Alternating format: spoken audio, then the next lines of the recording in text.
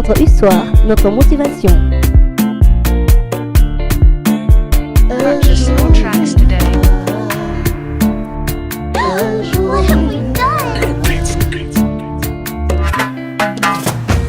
Entre passion, rêve et soumission, comment s'y prendre?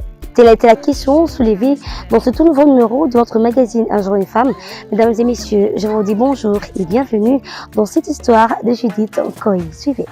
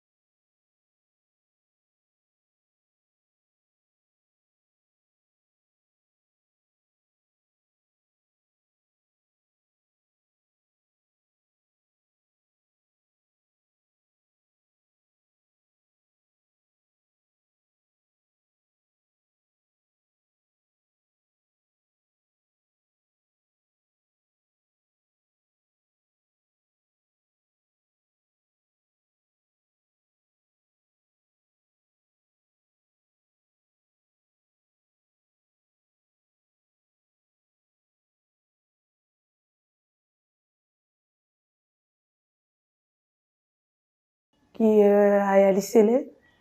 Et là, c'est dans le territoire de Djol, dans la province de la Tchouapa. Et j'ai fait mes études secondaires au lycée Moupé-Pierre. D'ailleurs, c'était la première promotion. C'est là où j'ai reçu mon diplôme d'État. Après, je fais mes études universitaires à l'Institut supérieur de développement rural, ISDER Mbandaka. Et c'est là où j'ai eu mon bac plus 5. Je sais que Judith, elle est chrétienne, oui. Je suis chrétienne, j'aime beaucoup Dieu parce que Dieu m'aime beaucoup. Les difficultés que j'ai rencontrées dans la vie, là, je vais parler de ma passion et de mon mariage. Donc, combiner les deux, ce qui n'était pas facile du tout au début.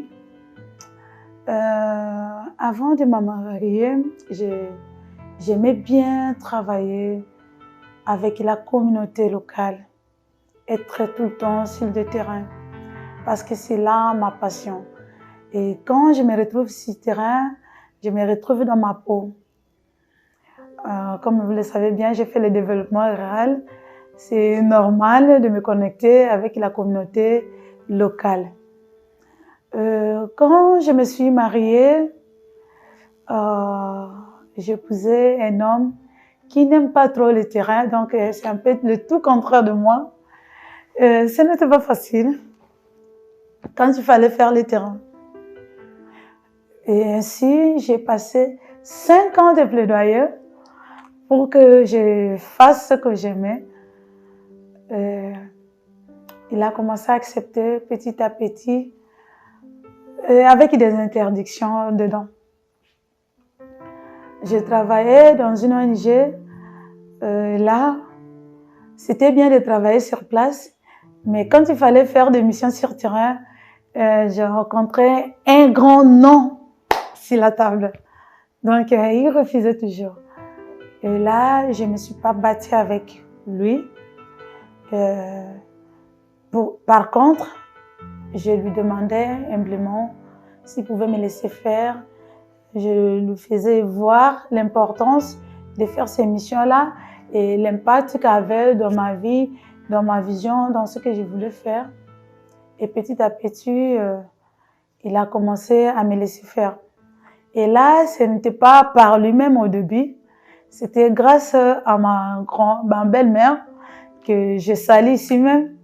Maman Angélique, salut là où vous êtes vraiment une très belle mère, plus que même une belle mère, parce que vous m'avez compris. Et si je suis ce que je suis aujourd'hui, c'est grâce à vous. En tout cas, vous m'avez beaucoup aidé dans ma carrière. Tout le temps,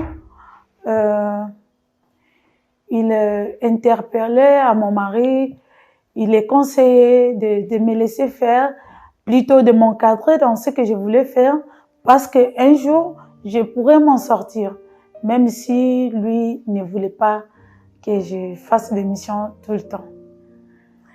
Mais grâce à Dieu, avec le temps, c'est vrai, c'est un travail qui a été fait pendant des années, et aujourd'hui, il m'écoute quand même, il me laisse faire, il m'accompagne, il m'encourage, et ça, c'est quand même bien. Quand je me suis mariée, c'était déjà la première question, c'était je ne vais pas de ton travail là.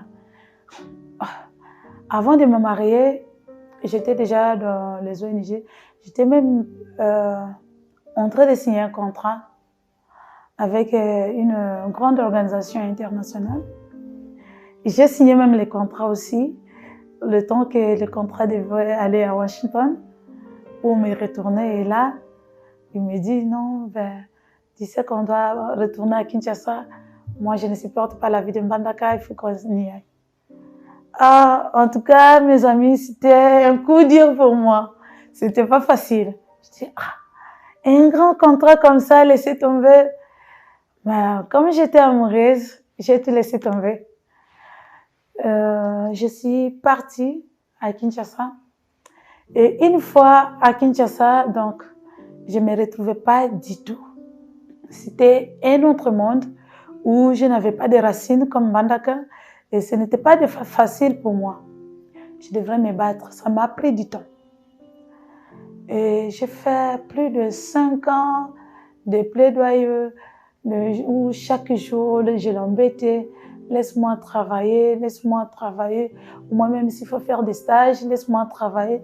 Parce que le travail que j'ai fait, je n'aimais pas du tout du fait que j'étais déjà habituée à faire un travail où il y avait beaucoup de travail. En arrivant au bureau, j'ai trouvé du travail. Et en quittant le bureau, j'ai laissé du travail et m'habituer dans un travail où les gens viennent faire le masolo.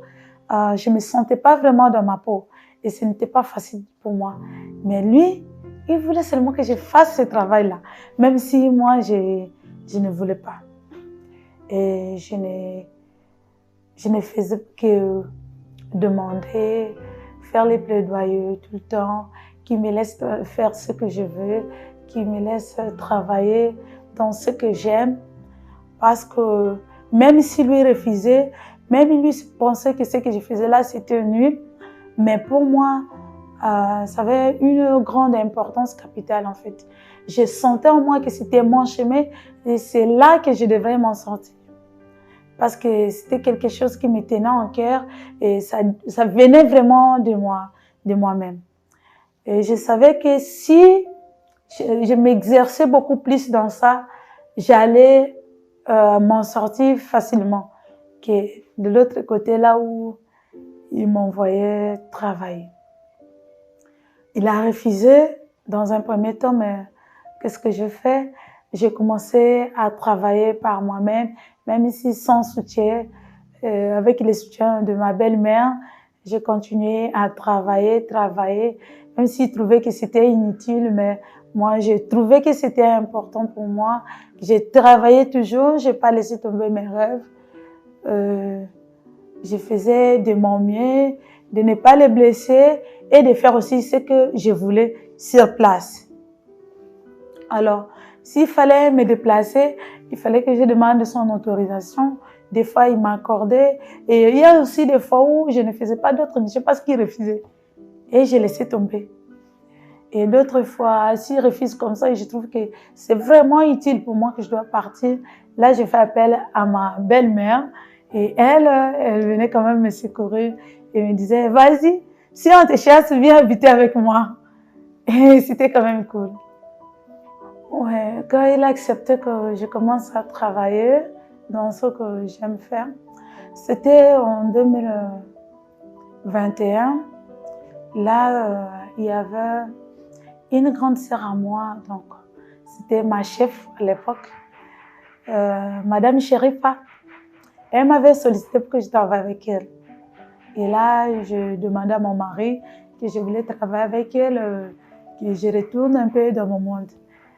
Et il a accepté et là, il me disait, j'accepte seulement parce que je connais la dame et c'est une femme, c'est pourquoi j'accepte. Je dis, ah, si c'était un homme, tu n'allais pas accepter. Il a dit, non, non, comme c'est une femme, je te laisse travailler. Et là, il m'a laissé travailler, sauf qu'il y avait des conditions. Je ne pouvais pas voyager. Il voulait que je travaille seulement sur place. Et là, c'était pas facile du tout parce que j'ai trouvé déjà des projets qui étaient en cours, dont j'étais pas dedans et je ne pouvais pas être payée. S'il faut être payée, je devrais effectuer des missions sur terrain pour gagner un peu d'argent. Et les missions, c'est ce que lui interdisait. Parce que bien évidemment, j'avais un bébé de 9 mois et il ne voulait pas que je voyage avec le bébé. La première mission, il a refusé. Et puis la deuxième mission, j'ai trouvé que je devais quand même partir à tout prix. Et là, je suis rentrée à la maison, je lui ai parlé, il a refusé. J'ai fait appel à ma belle-mère est venue, puis il lui a dit, laisse-la partir. Il refusait toujours. Et puis ma belle-mère m'a dit, moi je reste ici avec toi, tu voyages. Et si il te chasse de la maison, tu viens vivre avec moi. Et je suis partie. Bon, je suis partie déjà là-bas sur terrain. J'avais des frustres du fait que je n'avais pas son accord. Ça m'a beaucoup dérangée. J'avais trop peur. Je disais, j'ai l'enfant d'autrui, je n'ai pas son accord. Et s'il m'arrivait quelque chose, qu'est-ce que je vais faire? C'était pas facile. Sauf que j'ai fait un effort de surmonter mes peurs et de faire mon travail correctement. Jusqu'à ce que je suis rentrée à la maison. Et je rentre à la maison, on ne me parle pas. Je fais 2 jours, on ne me parle pas jusqu'à ce que moi-même je fais un effort de créer des discussions pour qu'on essaie un peu de se parler. Et là, il m'a parlé, il m'a dit prochainement si tu veux voyager, il faut partir, mais tu vois, laisse ma fille. Ma fille ne va pas prendre autant de risques à cause de ton travail là, de rien du tout. Parce qu'il minimisait toujours tout ce que je faisais, c'était de rien du tout. Moi, j'ai dit, ok, d'accord, il n'y a pas de problème, l'enfant va rester et prochainement, je vais partir. Et bien évidemment, là, c'était à 6 jours d'une autre mission encore. Et cette fois-là, j'ai laissé la fille et il m'a laissé partir. D'ailleurs, il m'a même accompagnée jusqu'à Bitabé. Donc, je devrais prendre le bus. Et j'ai pris le bus et je suis partie. Et le jour de mon retour aussi, il est venu me chercher jusqu'à Bitabé. C'était le début de tout. Si je travaille ensemble avec mon mari, oui. À l'ANADEC, nous travaillons tous les deux là-bas. Je suis d'abord chargée de projets et programmes dans la direction des statistiques et je suis encore la vice-présidente de la délégation syndicale. Il y a travailler ensemble avec mon mari, ça a beaucoup d'impact négatif. Ce n'est pas facile du tout parce que là, je n'arrive pas à faire entendre ma voix. Surtout avec tout ce que j'ai comme responsabilité comme déléguée syndicale. Vous savez, le travail de délégué syndical, ce n'est pas un travail facile. C'est un travail des accrochages tout le temps. Et lui, il s'en mêle tout le temps. Donc, il est mêlé dans ça, qu'il le veuille ou non, parce qu'il est mon mari. Donc, tout ce que moi j'ai fait, ça tourne contre lui et ça tombe sur lui. Et même si il en veut ou pas, donc il y a des conséquences négatives sur lui. Et là, ça pose un problème. Donc, s'il doit agir, il doit être d'accord avec ce que je fais. S'il n'est pas d'accord, il se fâche parce qu'il est impacté. Et là, ça ne me facilite pas la tâche du tout. Si je dois être honnête, ça ne me facilite pas la tâche. Parce que dernièrement, il y a eu des accrochages entre la délégation syndicale et la direction générale. Donc moi, j'avais mon opinion, lui, il avait son opinion. Et ce n'était pas facile du tout. C'était pas facile. On devait tout ce temps se battre. Ben, moi, j'ai fait un effort de rester dans mes responsabilités, de rester dans mes fonctions. Mais en tout cas, quand je rentre à la maison, là, je suis l'épouse parfaite. Même s'il crie, en tout cas, je me barre de mon coin. Mais je ne peux pas entendre ma voix. Je me dis, mais ici, je suis la femme qui parle. Je reste tranquille dans mon coin. Et ça m'a sauvé aussi la vie. Hein. Sinon, parce que si on faisait des accrochages, ça allait mal finir. Et j'ai fait un effort de ne pas entrer dans ça. Même s'il se fâche, en tout cas, je fais comme si je n'étais pas là. Je disparais. Et s'il faut défendre les droits du personnel, là, je le ferai comme il faut. Et à la maison, je retourne comme une épouse. M'accompagner dans ce que je voulais faire. Déjà, au début, quand je suis arrivée à Kinshasa, vu l'ambiance qui s'est passée au travail, que je n'aime pas trop, j'ai dû créer une ONG pour faire entendre ma voix et pour faire tout ce que je voulais. Et là, j'avais l'espace libre parce que j'étais moi-même la chef.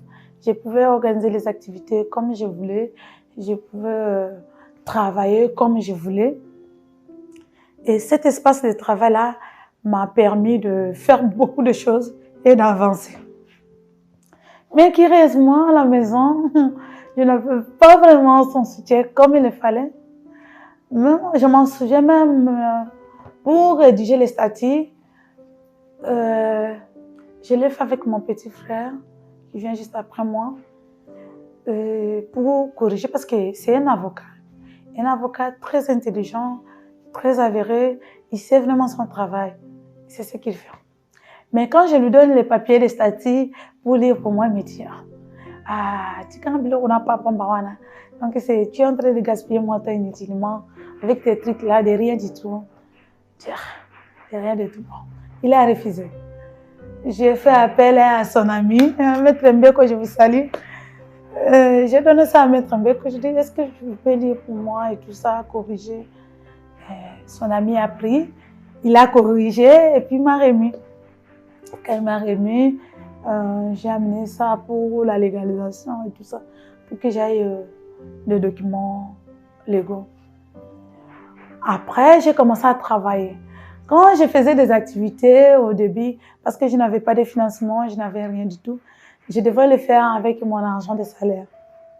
Et quand je fais comme ça, je m'en souviens même quand je fais des activités sur terre, il me dit, tu pars donner ça à ces mamans-là, comme ça tu pars distribuer de l'argent aux femmes et tout ça. Tu es quel genre de femme vraiment? Je disais, mais c'est ce que j'aime faire. Comme je n'ai pas de financement pour le faire, je dois financer moi-même. Parce que je ne veux pas passer tout mon temps à demander, à chercher de l'argent, les $500, les $1000, chercher des financements partout que je n'arrive pas à avoir. Pourtant, moi-même, je pouvais financer. J'ai commencé à financer moi-même. Ils ne voulaient rien entendre. Mais le bon côté, c'est que il prenait la responsabilité de la maison sans me demander quoi que ce soit, pendant que moi, je gaspillais mon argent à faire des activités sur terrain. Et parfois, je m'endettais même. Si je me suis l'autre fois me retrouvée dans les histoires des dettes, ça a été à cause des activités que je faisais sur terrain. Seulement par passion. Je voulais tellement réussir dans ce que je faisais. Je voulais tellement communiquer ce que j'avais en moi aux femmes. Et ça m'a poussé à faire n'importe quoi. N'importe quoi. Jusqu'à ce que je m'endette et je réalise les activités.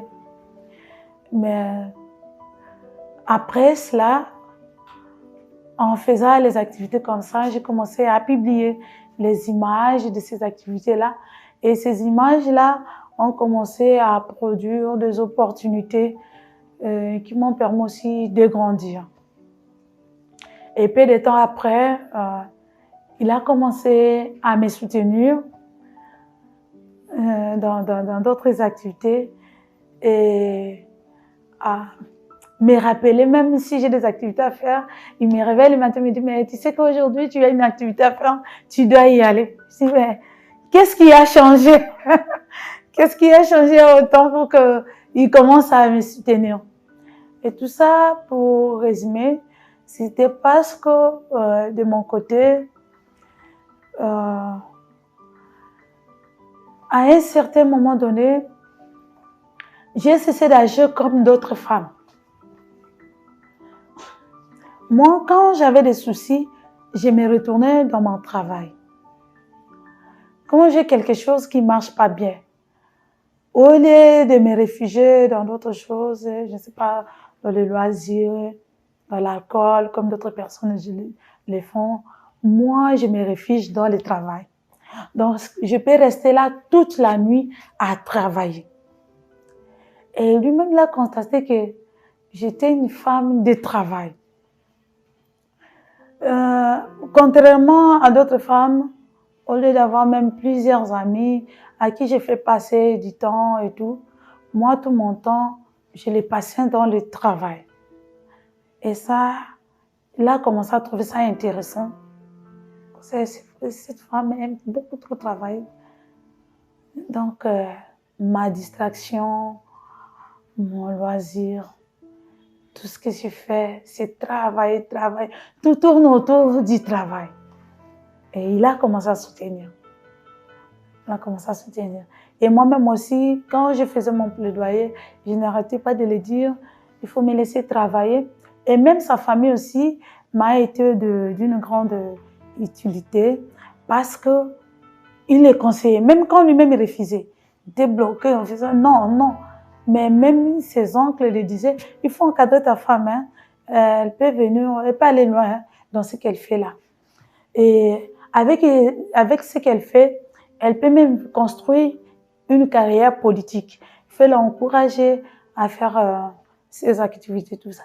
Il refusait dans un premier temps et après, il a commencé à soutenir. Et aujourd'hui, ce n'est plus Biloko Yapam Pamwana. Mon organisation s'appelle Action pour la défense des droits des femmes et lutte contre les changements climatiques. ADFLC en sigle. Dans l'ADFLC, nous défendons les droits des femmes, mais seulement on a pris une autre optique. On s'est dit, défendre les droits des femmes, c'est bien, mais si cette femme-là n'est pas autonome, c'est un travail à moitié. Parce que imaginez une femme qui dépend de quelqu'un qui étend la main tout le temps. Est-ce que cette femme a le pouvoir de répliquer ses droits ou de réclamer ses droits, même si elle les connaissait, elle ne saura pas les défendre. Parce qu'elle se dira, si je me défends ou si je me bats contre lui, où est-ce que je vais trouver quelque chose à manger demain? Où est-ce que je vais dormir? Et où est-ce que je vais aller vivre? Parce qu'elle n'a rien en elle. Et là, c'est un problème pour les femmes. Avant que les femmes commencent à se défendre elles-mêmes, elles doivent être autonomes. Et là, l'ADFLC a pris l'autonomisation de la femme comme un pilier à travers l'entrepreneuriat. Toutes les femmes ont du potentiel. Il suffit juste de se connaître. Je suis capable de faire quoi? Qu'est-ce que je sais faire de plus? Qu'est-ce que je sais faire? Qu'est-ce que j'aime faire? Et partant de là, on peut découvrir les talents qui sont en femme et l'aider à aller de l'avant, à se découvrir, à travailler, à produire, à transformer son talent jusqu'à ce qu'elle soit autonome de tout. L'autonomisation n'est pas seulement économiquement, mais une autonomisation morale et puis intellectuelle aussi. La femme doit avoir les connaissances nécessaires pour avancer, pour ne pas se laisser faire, pour faire entendre sa voix, pour faire entendre son opinion aussi, ça compte. Je me dis, si toutes les femmes pouvaient faire entendre leur voix, ces pays changeraient dans beaucoup de choses et dans beaucoup de domaines. Et c'est pourquoi l'ADFLC se focalise là-dedans. Si seulement on pouvait avoir des capacités de former toutes les femmes du monde. Et quand je suis dans les salles de formation, souvent, je vois les femmes heureuses, je me dis, mon Dieu, donne-nous les moyens nécessaires pour rendre ces femmes heureuses encore et encore. Parce qu'elles se retrouvent dans leur peau. Nous recevons beaucoup de bénédictions de leur part parce qu'ils disent que Dieu vous bénisse. En tout cas, nous sommes plus âgés que toi, mais ce que toi tu nous donnes là, c'est vraiment très important pour nous et ça nous aide à aller de l'avant. Et il y a beaucoup de femmes comme ça qui ont besoin de ces formations-là, qui ont besoin d'accompagnement. Et l'ADFLC s'engage là-dedans pour accompagner les femmes. Comme je le dis toujours, le problème du Congo, c'est le problème de mentalité. Et tout doit changer d'abord au niveau de notre mentalité pour que tout aille bien.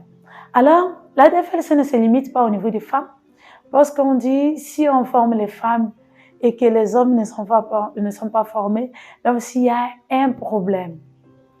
Donc, on forme et on sensibilise les jeunes dans les écoles pour qu'on espère un avenir assez équitable par rapport à notre génération. Si les jeunes garçons de 8, 10, 12 ans, 13 ans apprennent déjà les notions de l'équité, les notions du genre, apprennent les notions de l'entrepreneuriat, d'encourager même les femmes à aller de l'avant. J'espère que demain, on aura un monde assez équitable parce que ça sera plus difficile pour ces jeunes-là de laisser les femmes travailler. Ça sera plus difficile pour ces jeunes-là de laisser les femmes d'aller de l'avant. Par contre, ils seront un grand pilier, un grand soutien pour leurs femmes pour aller de l'avant. C'est pourquoi on cherche vraiment à sensibiliser les jeunes dans les écoles, dans les universités, pour que demain, on ait un monde assez équitable. Oui. Les projets à venir, nous en avons, oui, dans la ville de Kinshasa.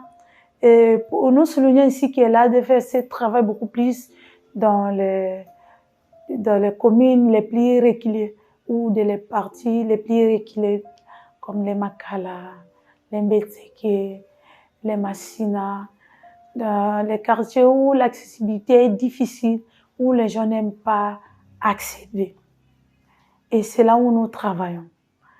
Alors, pour cette année 2025, je crois au mois de septembre déjà, on va commencer avec les activités dans nos zones d'intervention et dans la province de la Tchouapa et dans la province de l'Équateur.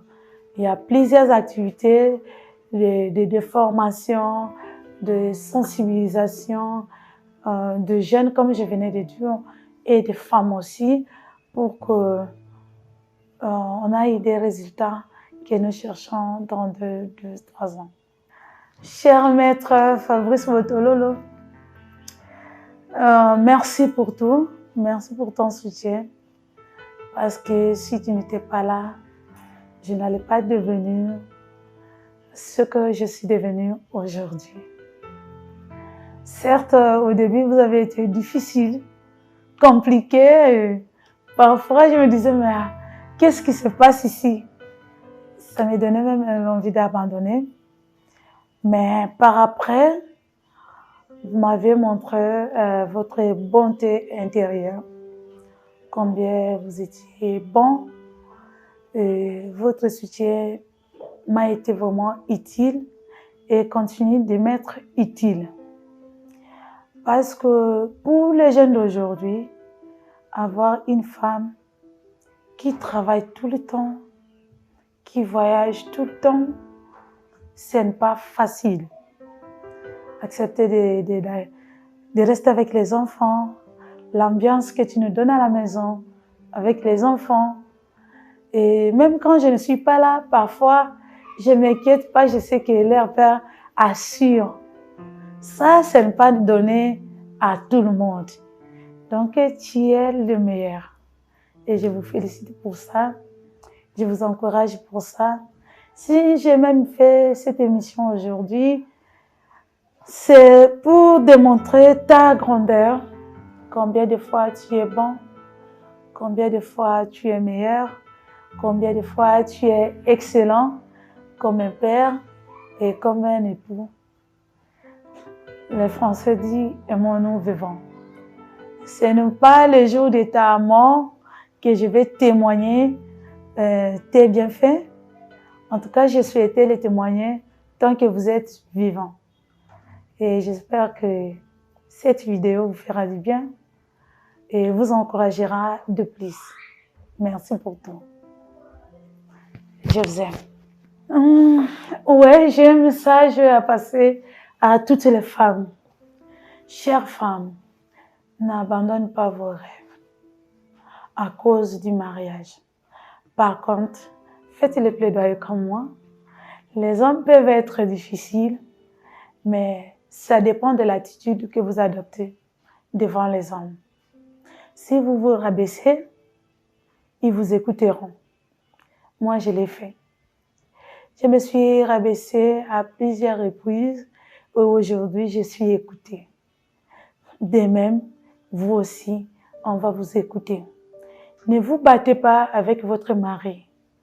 Par contre, restez soumise tout en faisant votre plaidoyer.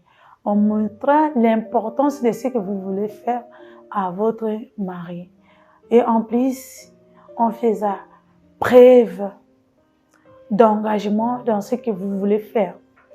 Et même lui-même, il va se rendre compte que ce que vous faites est utile.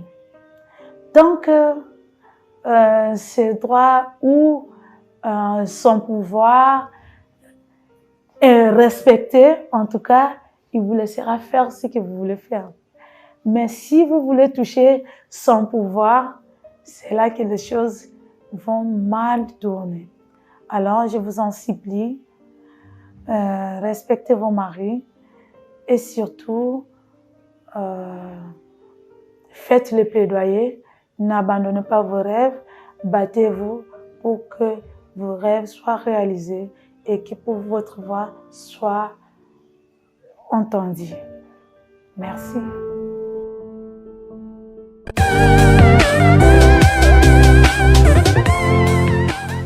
Et oui, plusieurs femmes ont également abandonné leur passion, leurs rêves, parce qu'elles se sont mariées ou parce qu'elles ont rencontré des hommes qui leur ont interdit de travailler ou de s'épanouir. J'ose croire que l'histoire de Judith vous a permis de trouver la solution à vos questions ou à votre problème. Eh bien, peut-être que vous pouvez procéder à la plaidoirie comme Judith, ou bien obéir ou se soumettre à votre mari. Mais j'aimerais vous dire que vous pouvez réaliser vos rêves, vos ambitions d'une autre manière, tout en respectant votre mari. J'ose croire que cette histoire a trouvé place dans la vie de chaque femme, ou pourquoi même pas de chaque homme. Eh bien, nous voici à la fin de notre émission. J'ai dit merci à toute l'équipe technique, à Freddy Vodantoko, à Elohim Kakolungu, à Jessie Kanza. Je vous donne rendez-vous pour un tout prochain numéro de votre magazine Un jour une femme. Quant à moi, je vous dis ciao.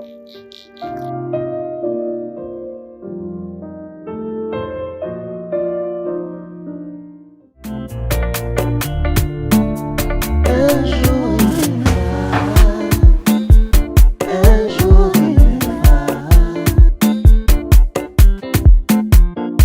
Votre histoire, notre motivation.